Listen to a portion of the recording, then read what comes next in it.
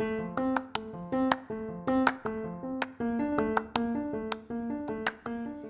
actually nervous to do this episode this week because I realized I didn't really make an episode last week. So, we've learned about dating and we've been offered several ways that we can date. But there's one thing we don't talk about dating, it's rejecting someone and getting rejected. I don't know. Most of the time, like in breakup, I guess I am on the being rejected side.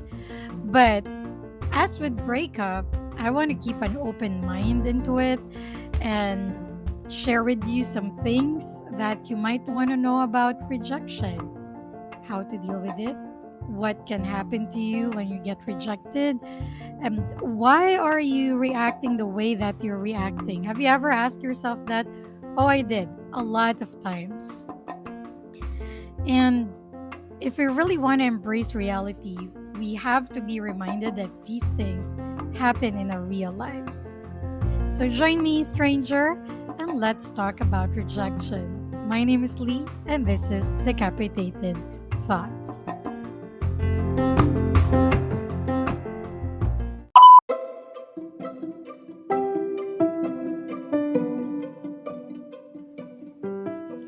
You know, it's weird. Me, I am weird. um, I just realized that I never really thought about rejection because growing up, that is something that I never really thought about. Not because I belonged in every group, it's actually the opposite. I never belonged in a circle. Wait. There's one circle that I used to belong to back in grade six, but that's about it. And then after that, I became close with individuals who belongs to other groups, but never belonging in one circle. So whenever I ask people to come and join me for my birthday, it's just really weird because most of them would not even like each other, I think, because they're very different from each other. They're my friends from different parts of my hobbies, likes, world. I don't know. So yeah, it's pretty awkward when I throw out parties. I was just really weird growing up, and early on, I caught on that, and uh, belonging to something or trying to belong to a group wasn't really my priority. I was just really happy being alone and being left alone and not being asked for anything. I'm just happy to eat my lunch under a mango tree. I was okay with that.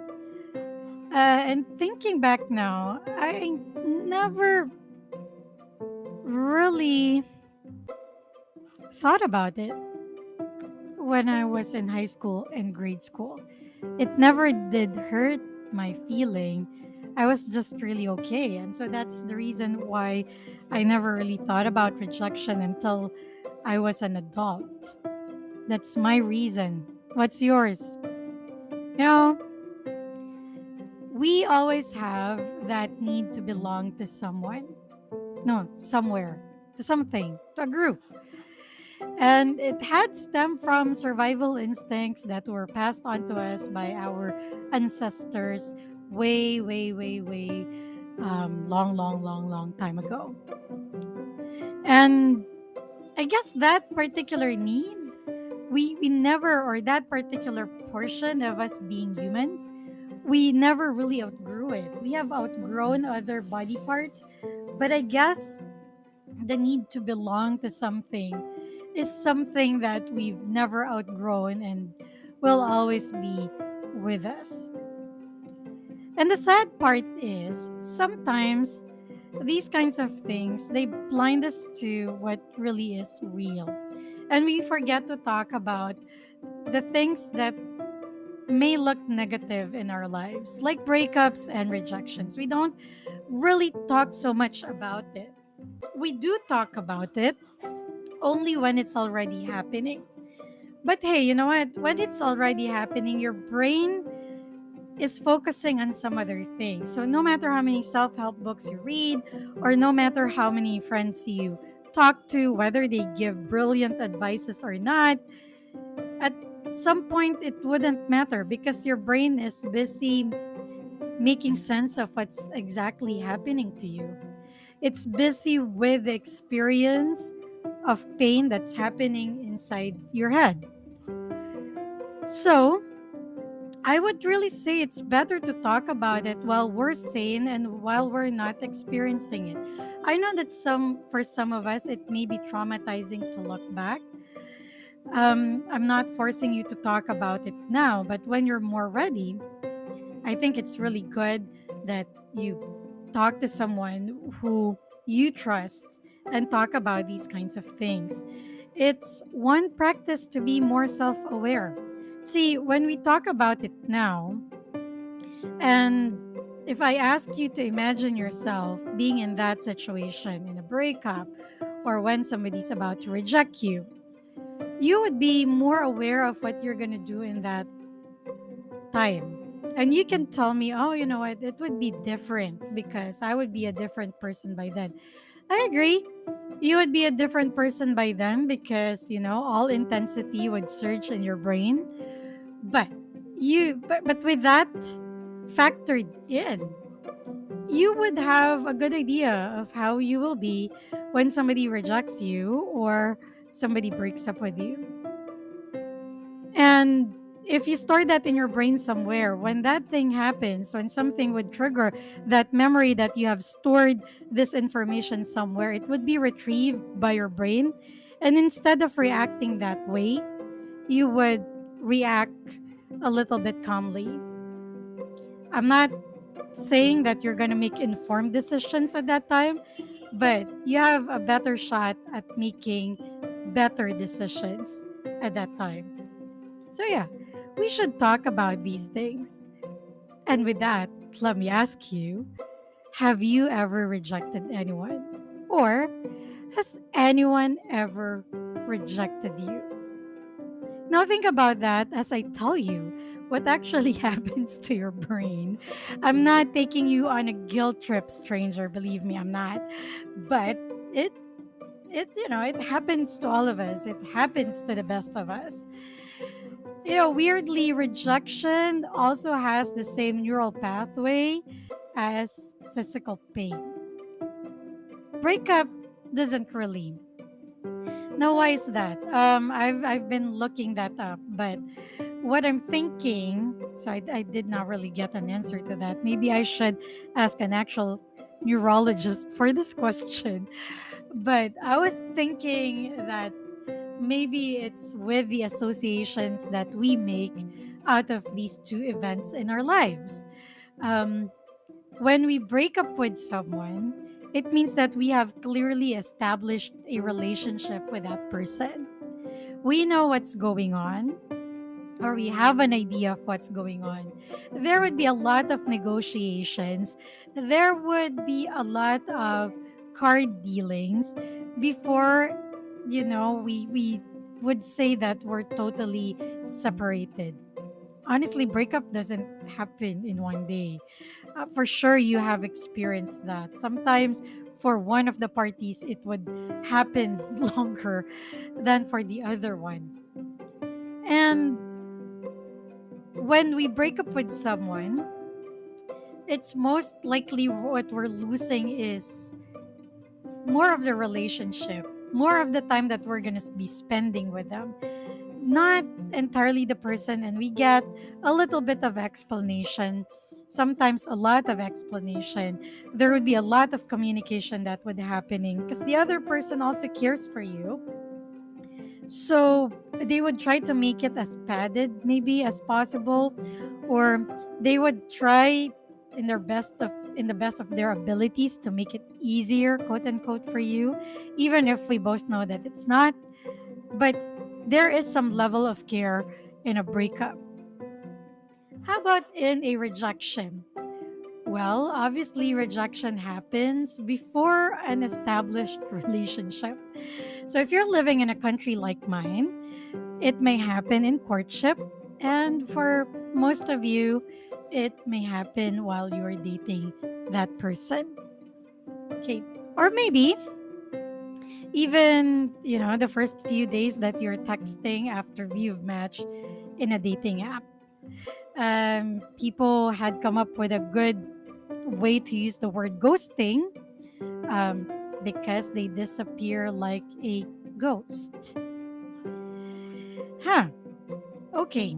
So that abrupt disappearance would make you go a little bit crazy. And if you feel crazy, that's totally fine because that's exactly what's going to happen.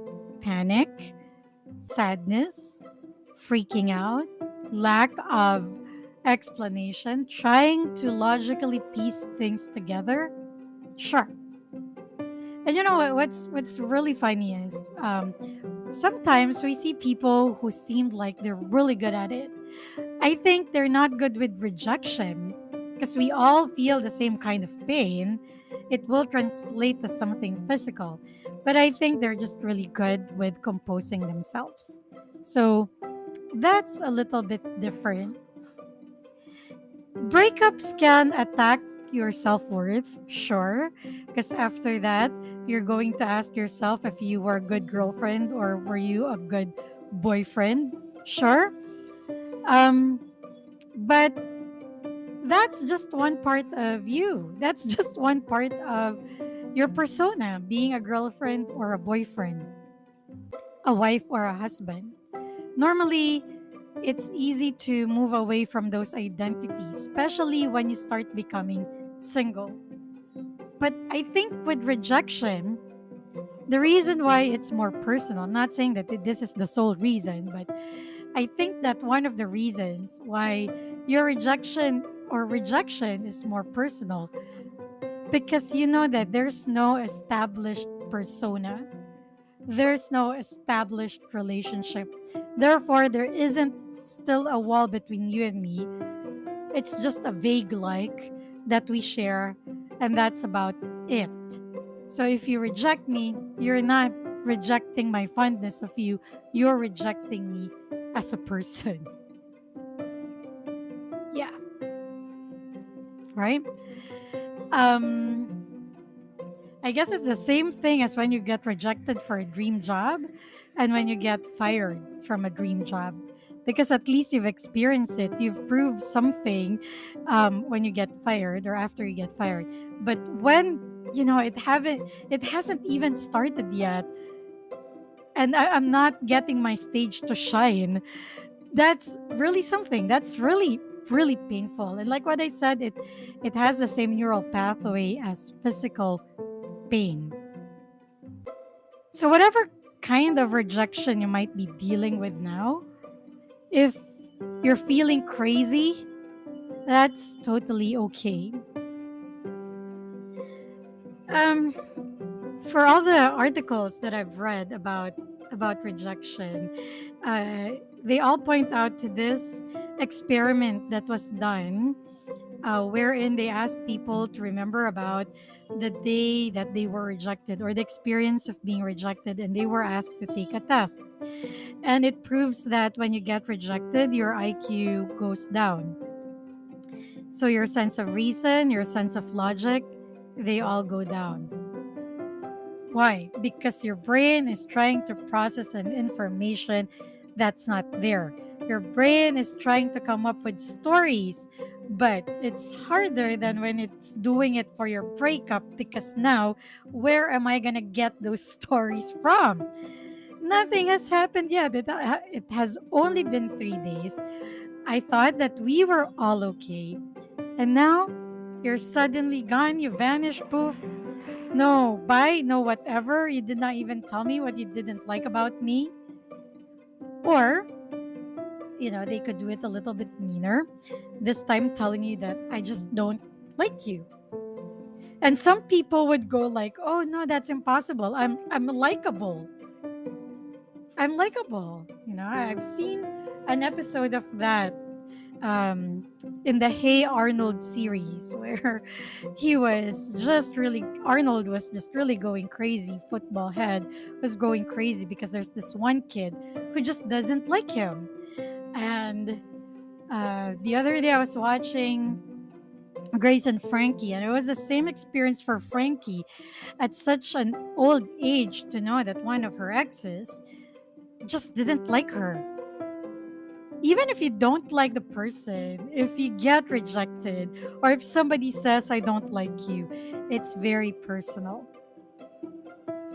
Because again, it's you and yourself. Now, sometimes it's just really so hard to bounce back from a rejection.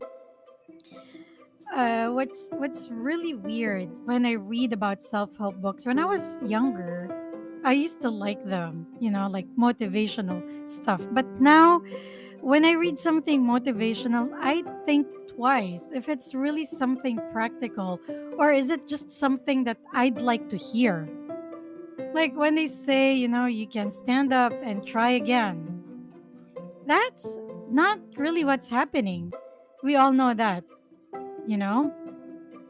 Most of the time when you trip, right? The moment that you trip and the time that you fall on the ground and you bruise your knee, that happens so fast. You don't even know what happened there, but just that happened so fast.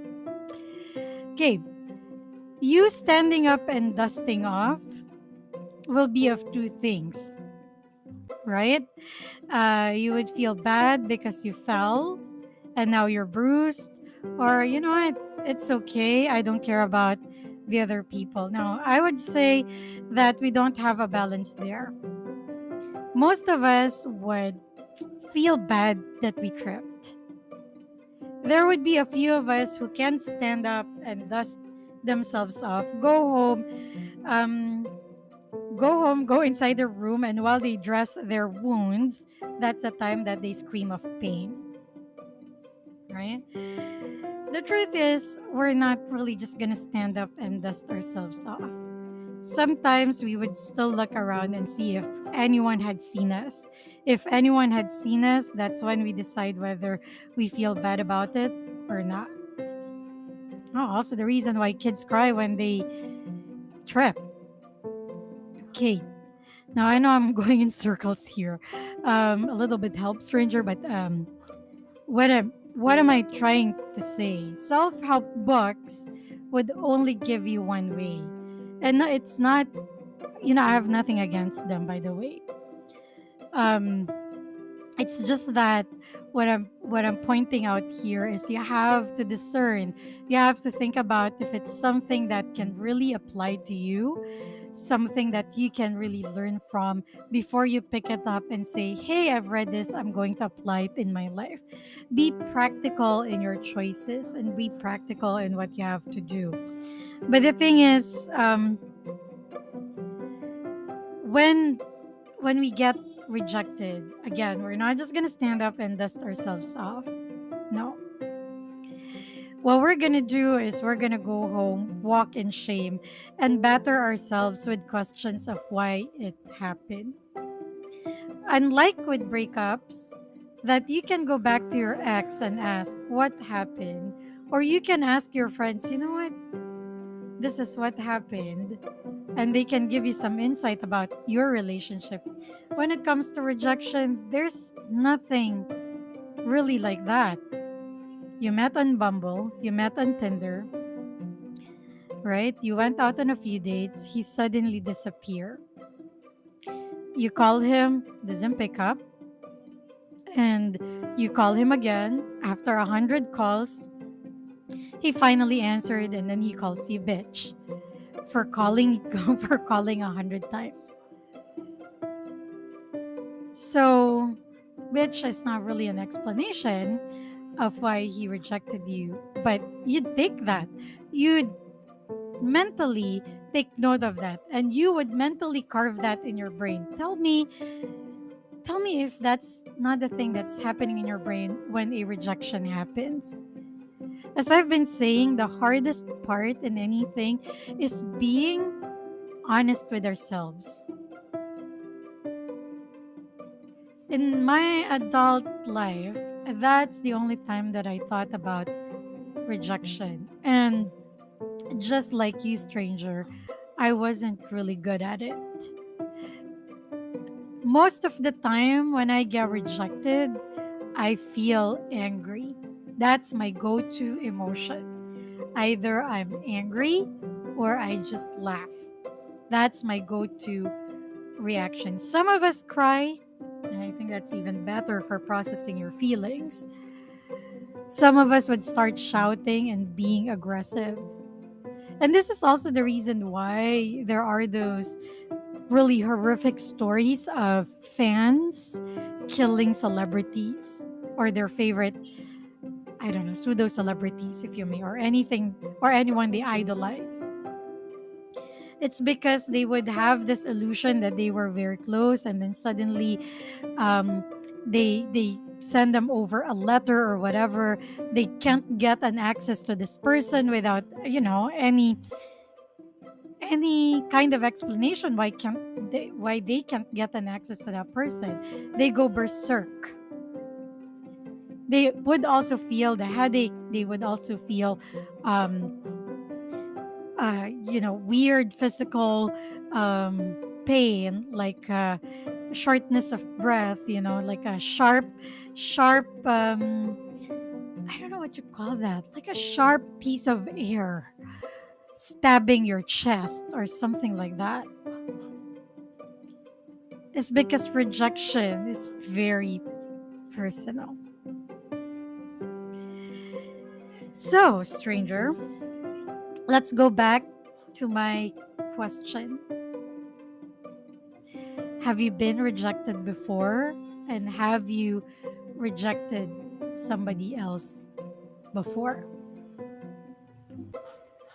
Yeah, you know what? It's really mean. I don't know why people can be mean, but it's really mean if you reject somebody without offering any sort of explanation as to why you've rejected them. You've been in that position. You know how it feels. So I just don't understand why we have to do it to someone else. Revenge? But these are not the people who actually hurt us in the first place. They're a different person. And if you get rejected, before you think of anything, before you show your outrage to the world, your anguish, your anxiety, and whatever, stop and think about it. Is it worth it? Is it really something that would hurt you and yourself? Is it? You have somehow to set a boundary between that romantic rejection from your self worth. Not because one person does not like you doesn't mean that nobody else will like you. Let's go back to that Avenue Q song. There's a fine, fine line. If someone doesn't love you back, it isn't such a crime. It doesn't mean that you're not lovable or you're not dateable. It's probably just because you weren't a fit with that person.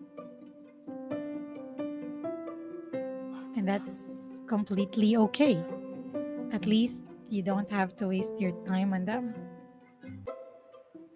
Lee, what if they go back? Should I give them a second chance? What if they turn and see me and they said, I've changed, I like you now, blah, blah, blah?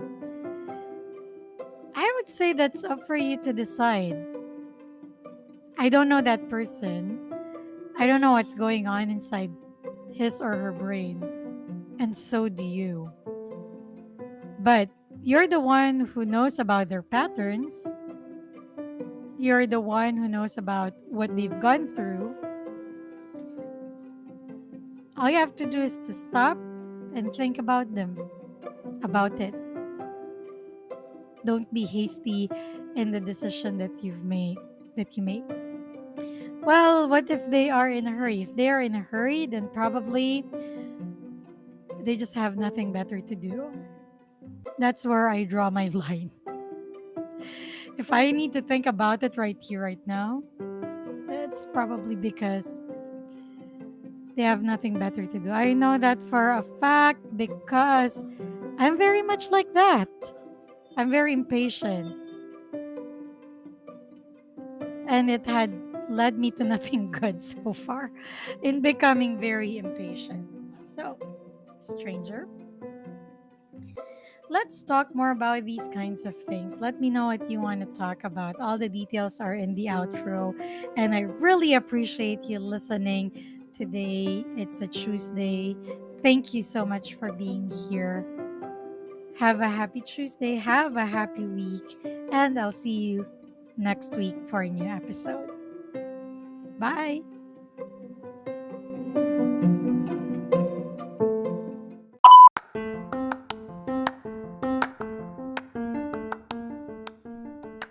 Hey, stranger.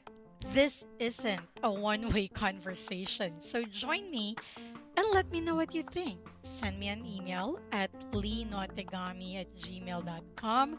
That's linotegami@gmail.com. Let's be updated with each other's lives and follow each other on Instagram. Look for at Lilith Star or LILITHSTR. Let me know if you like our discussions and if you like the show. So please do leave a rating on your favorite streaming for this show. I'd love to hear from you in any way. Stranger, thank you so much for listening. Please keep healthy and see you on the next episode. My name is Lee, and this is Decapitated Thoughts.